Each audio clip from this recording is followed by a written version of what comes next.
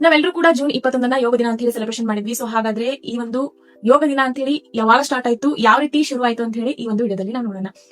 2014ರಲ್ಲಿ ನಮ್ಮ ನರೇಂದ್ರ ಮೋದಿಜಿ ಅವರು ಎಲ್ಲಿ ಹೋಗಿರ್ತಾರೆ ಅಂತಂದ್ರೆ ನ್ಯೂಯಾರ್ಕ್ ಹೋಗಿರ್ತಾರೆ. ಯುನೈಟೆಡ್ ಸ್ಟೇಟ್ಸ್ ಕಂಟ್ರಿ ಒಳಗೆ ಬರುವಂತಹ ನ್ಯೂಯಾರ್ಕ್ ಸಿಟಿಗೆ ಹೋಗಿರ್ತಾರೆ. ಈ ಯುನೈಟೆಡ್ ನೇಷನ್ಸ್ ಜನರಲ್ ಅಸೆಂಬ್ಲಿ, ಸಂಯುಕ್ತ ರಾಷ್ಟ್ರಗಳ ಮಹಾಸಭೆ ಅಂತ ಮಾಡಲಾಗ್ತದೆ. ಸೊ ಅಲ್ಲಿ ಅವರು ಸ್ಪೀಚ್ ಮಾಡುವಾಗ ಏನ್ ಹೇಳ್ತಾರೆ ಅಂತಂದ್ರೆ, ಯಾವ ಒಂದು ವಿಷಯವನ್ನ ಪ್ರಸ್ತಾವನೆ ಮಾಡ್ತಾರೆ 2014ರಲ್ಲಿ ಅಂತಂದ್ರೆ, ಯೋಗ ಮಾನವನ ಜೀವನಕ್ಕೆ ಆರೋಗ್ಯ, ಶಾಂತಿ ಮತ್ತು ಸಮತೋಲನವನ್ನ ನೀಡುತ್ತದೆ. ಆದ್ದರಿಂದ ಜಗತ್ತಿನ ಮಟ್ಟದಲ್ಲಿ ಯೋಗಕ್ಕೆ ಒಂದು ವಿಶೇಷ ದಿನವನ್ನ ಕೊಡ್ಬೇಕು ಅಂತ ಹೇಳಿ ಅವ್ರೇನ್ ಮಾಡ್ತಾರ ಅಂತಂದ್ರ ಆ ಒಂದು ಸ್ಪೀಚ್ ಒಳಗ ಹೇಳ್ತಾರ. ಸೊ ಮೋದಿಜಿ ಅವರು ಪ್ರತಿ ವರ್ಷ ಒಂದು ದಿನವನ್ನ ಇಂಟರ್ನ್ಯಾಷನಲ್ ಯೋಗ ಡೇ ಆಗಿ ಆಚರಿಸೋಣ ಅನ್ನೋ ಒಂದು ಐಡಿಯಾವನ್ನ ಭಾರತ ಏನ್ ಮಾಡ್ತದ ಅಂದ್ರೆ, ಮೋದಿಜಿ ಅವರು UN ಮುಂದೆ ಇಡ್ತಾರೆ. UN ಅಂದ್ರೆ ಯುನೈಟೆಡ್ ನೇಷನ್ ಜನರಲ್ ಅಸೆಂಬ್ಲಿ ಅಂತ ಹೇಳ್ಬಿಟ್ಟು.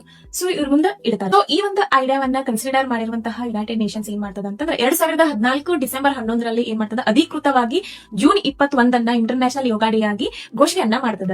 ಅದಾದ ನಂತರ ಮೊದಲ ಯೋಗ ದಿನಾಚರಣೆಯನ್ನ ಜೂನ್ 21, 2015ರಲ್ಲಿ ಸೆಲೆಬ್ರೇಷನ್ ಮಾಡ್ಕೊಂತ ಬಂದ್ರು. ಬಟ್ ಘೋಷಣೆ ಆಗಿದ್ದು 2014ರಲ್ಲಿ. ಬಟ್ ಅವರು ಸೆಲೆಬ್ರೇಷನ್ ಮಾಡ್ಕೊಂತ ಬಂದಿದ್ದು ಸ್ಟಾರ್ಟ್ ಮಾಡಿದವಾಗ ಅಂತಂದ್ರೆ ಜೂನ್ 21, 2015ರಿಂದ ಸ್ಟಾರ್ಟ್ ಮಾಡ್ತಾರ. ಸೊ ಇದೇನು 2015ರಲ್ಲಿ ಅವರು ಯೋಗ ದಿನವನ್ನ ಸೆಲೆಬ್ರೇಷನ್ ಮಾಡಿದ್ರಲ್ಲ, ಆ ಒಂದು ದಿನದ ಥೀಮ್ ಏನಾಗಿತ್ತು, ಫಸ್ಟ್ ಯೋಗ ಡೇದ ಥೀಮ್ ಏನಾಗಿತ್ತು ಅಂತಂದ್ರೆ, yoga for harmony and piece ಅಂತ ಆಗಿತ್ತು. ಸೊ ಕನ್ನಡದಲ್ಲಿ ಸೌಹಾರ್ದತೆ ಮತ್ತು ಶಾಂತಿಗಾಗಿ ಯೋಗ ಅಂತಿತ್ತು ಥೀಮ್. ಸೊ ಅಂತಾರಾಷ್ಟ್ರೀಯ ಯೋಗ ದಿನ ಅಂತ ಬಂದಾಗ ಪ್ರತಿ ವರ್ಷ ಯಾವಾಗ ಆಚರಣೆ ಮಾಡ್ತಾರೋ, ಜೂನ್ 21ರಂದು ಆಚರಣೆ ಮಾಡ್ತಾರ. ಫಸ್ಟ್ ಟೈಮ್ ಯೋಗ ದಿನಾಚರಣೆಯನ್ನ ಆಚರಣೆ ಮಾಡಿದ್ದಾಗ ಅಂತಂದ್ರೆ 2015ರಲ್ಲಿ. ಸೊ ಯೋಗ ದಿನವನ್ನ ಪ್ರಸ್ತಾಪಿಸಿದ ದೇಶ ಯಾವ್ದಂತಂದ್ರೆ ಭಾರತ. ಯಾರು ಪ್ರಸ್ತಾಪಿಸಿದ್ರು ನಮ್ಮ ಭಾರತದ ಪರವಾಗಿ ಅಂತಂದ್ರೆ, ಅವಾಗಿನ PM ಆದಂತಹ ನಮ್ಮ ನರೇಂದ್ರ ಮೋದಿಜಿ ಅವರು. ಸೊ ಯೋಗ ದಿನವನ್ನ ಘೋಷಿಸಿರುವಂತಹ ಸಂಸ್ಥೆ ಯಾವ್ದು ಅಂತಂದ್ರೆ ಯುನೈಟೆಡ್ ನೇಷನ್ಸ್.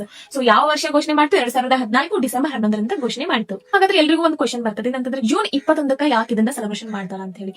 ಸೊ ಉತ್ತರ ಗೋಲಾರ್ಧದಲ್ಲಿ ಜೂನ್ 21 ವರ್ಷದ ಅತಿ ದೀರ್ಘ ದಿನ ಅದಾಗಿರ್ತದ. ಸೊ ಆದ್ದರಿಂದ ಈ ದಿನವನ್ನ ಸಮ್ಮರ್ ಸಾಲ್ಸ್ಟಿಸ್ ಅಂತ ಹೇಳಿ ಕರ್ಕೊತಾರ. ಯೋಗದ ದೃಷ್ಟಿಯಲ್ಲಿ ಈ ಒಂದು ದಿನವನ್ನ ಆಧ್ಯಾತ್ಮಿಕವಾಗಿ ಮಹತ್ವವನ್ನ ಪಡೆದುಕೊಂಡದ. ಅಷ್ಟೇ ಅಲ್ಲದೆ ದೇಹ ಮತ್ತು ಮನಸ್ಸಿಗೆ ಸಮತೋಲನಕ್ಕೆ ವಿಶೇಷ ದಿನ ಎಂದು ಈ ಒಂದು ದಿನವನ್ನ ಪರಿಗಣಿಸಲಾಗ್ತದೆ. ಯಾವುದು, ಜೂನ್ 21. ಸೊ ಹಾಗಾದ್ರೆ ಯೋಗ ಹುಟ್ಟಿದ ದೇಶ ಯಾವುದು ಅಂತ ಬಂದ್ರೆ ಭಾರತ ಆಗ್ತದ. ಯೋಗದ ಪ್ರಾಚೀನ ಗ್ರಂಥ ಯಾವುದು ಅಂತಂದ್ರೆ ಪತಂಜಲಿ ಯೋಗ ಸೂತ್ರಗಳು ಒಂದು ಗ್ರಂಥ ಆಗಿರ್ತದ. ಹಾಗಾದ್ರೆ ಈ ವರ್ಷದ ಅಂದ್ರೆ 2020ರ ಯೋಗ ಡೇದ ಥೀಮ್ ಏನಾಗಿತ್ತು ಅಂತಂದ್ರೆ, ಯೋಗ ಫಾರ್ ಹೆಲ್ದಿ ಅಜಿಂಗ್ ಅಂದ್ರೆ ಆರೋಗ್ಯಕರ ವೃದ್ಧಾಪ್ಯಕ್ಕಾಗಿ ಯೋಗ ಅಂತ ಹೇಳಿ. ಸೊ ಹಾಗಾದ್ರೆ ಹಿಂದಿನ ವರ್ಷ ಅಂದ್ರೆ 2025ರ ಯೋಗ ಡೇದ ಥೀಮ್ ಏನಾಗಿತ್ತು ಅಂತಂದ್ರೆ, yoga for one earth one health ಅಂದ್ರೆ ಒಂದು ಭೂಮಿ ಒಂದು ಆರೋಗ್ಯಕ್ಕಾಗಿ ಯೋಗ ಅಂತ ಹೇಳಿ. ಯೋಗವು ಕೇವಲ ವ್ಯಾಯಾಮವಲ್ಲ, ಅದು ದೇಹ, ಮನಸ್ಸು ಮತ್ತು ಆತ್ಮವನ್ನ ಒಂದಾಗಿಸುವ ಜೀವನ ಶೈಲಿ.